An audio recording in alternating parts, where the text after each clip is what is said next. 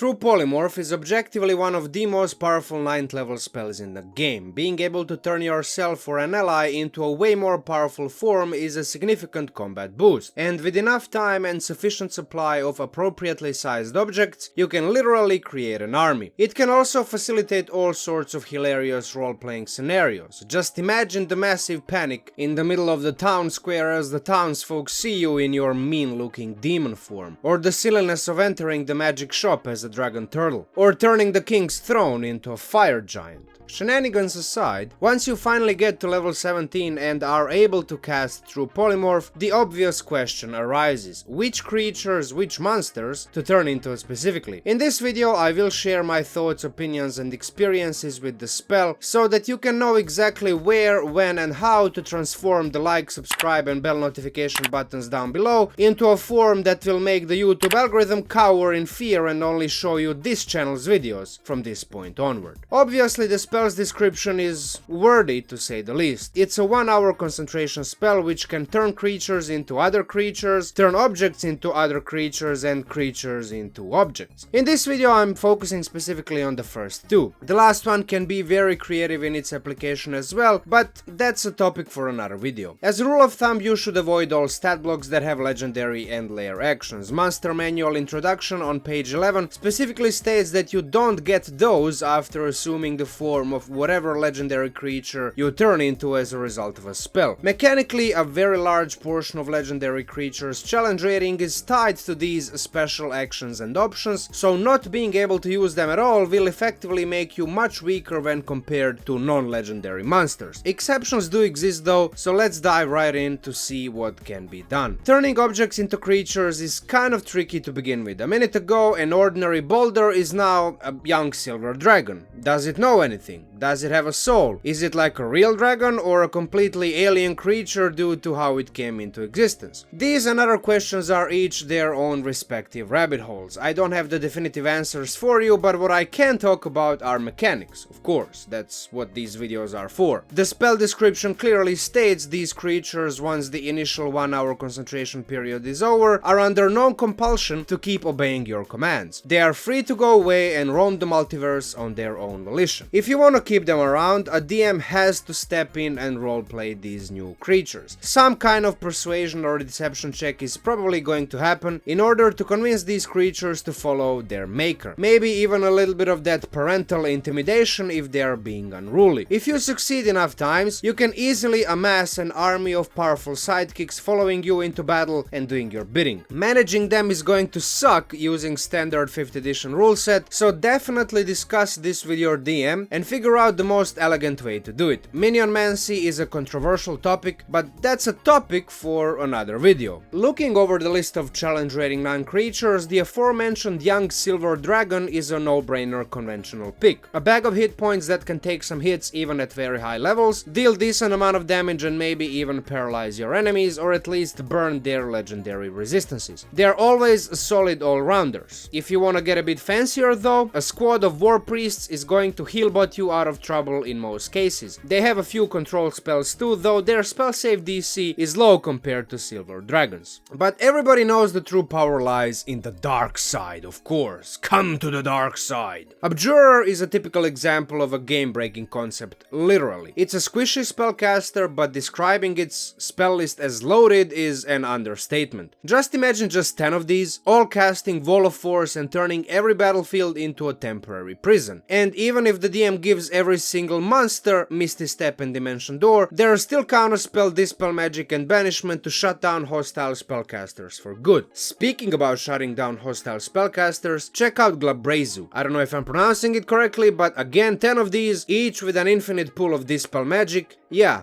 at this point the DM can just forget about casting any spells against you, because the Glabrazus are just going to cancel them, eventually, right? Hydroloth is even more insidious, because its devastating steal memory action option makes their targets dumb as a rock. And if you just wanna torture your enemies until their brains turn into mush, literally, then Lithorid is your friend. Just make sure it doesn't take a liking to your own brain. It's not a very pleasant experience. Shadow Assassin may be even the most egregious of the bunch in a way. While your enemies may have hundreds of hit points, their strength score is 30 at best. A gang of these undead glass cannons with their nightmarish shadow blades can bring that down to 0 very quickly. Think Gul'dan versus Durotan.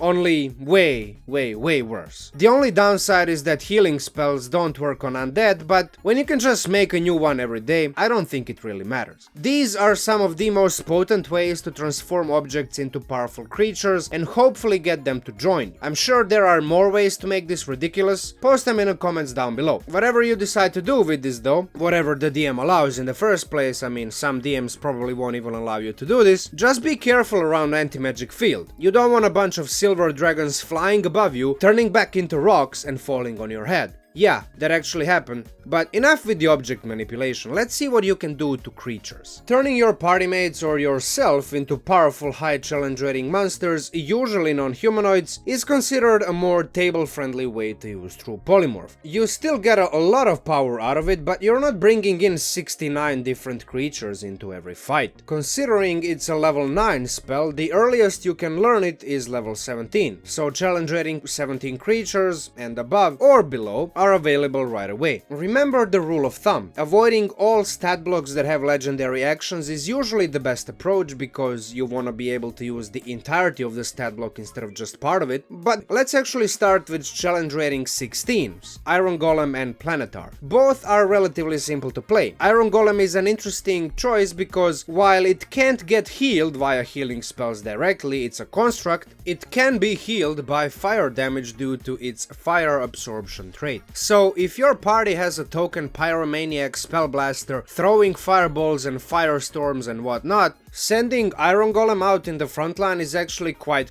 viable, though dependent on party composition. Planetar isn't as party specific though. In combat, I wouldn't send it on the front line, it's way more useful for its healing touch and raise dead than soaking damage. Soaking damage is a job firmly in the hands and horns of Garistro, a demon with its whooping 310 hit points paired with magic resistance. It's a simple frontline bruiser, but very effective one. Its size can sometimes be a problem, especially in cramped claustrophobic dungeons. If you want a bit more elegant fiend, Blue Abishai has a pretty potent list of control and damage spells ready to torture your enemies with. However, my opinion is that Nagpa is the most powerful form in the challenge rating 17 bracket overall. It doesn't have the highest hit points, it doesn't have the highest damage, it has no resistances, no immunities, its spells are okay, though they aren't as good as Blue Abishai's. All of that is compensated by its paralysis bonus action option, with a super high wisdom saving throw DC of 20. It's not a spell, therefore counterspell and dispel magic do not work against it. Unless all you're fighting are undead or constructs, this will be a force multiplier in every party, especially ones full of paladins, fighters and other attack-oriented characters. Don't ignore the true sight special sense either. It can come in handy at high levels more often than not. Challenge rating 18 is easy if you ask me. Between the two options, I'd always go for Jabba the Hutt's over Drow Pretty Boys. While Consort has better spells, once you burn through the few spell slots, all you're left with are a few attacks that you're likely rolling with disadvantage due to sunlight sensitivity. Meanwhile, Mnizu has better hit points and armor class and will always have at least one forgetfulness charge in every single fight. However, stunned condition and lower DC are objectively worse than Nagpa's paralysis. In other words, you can stick with Nagpa even through level 18, in my own opinion and in my own experience. Challenge rating 19 finally offers a meaningful upgrade. Red Abishai's Insight Fanaticism is one of the most consistent and easiest party buffs I have ever seen and used in my life. I've noticed that even at high levels, getting advantage is kinda hard, you know.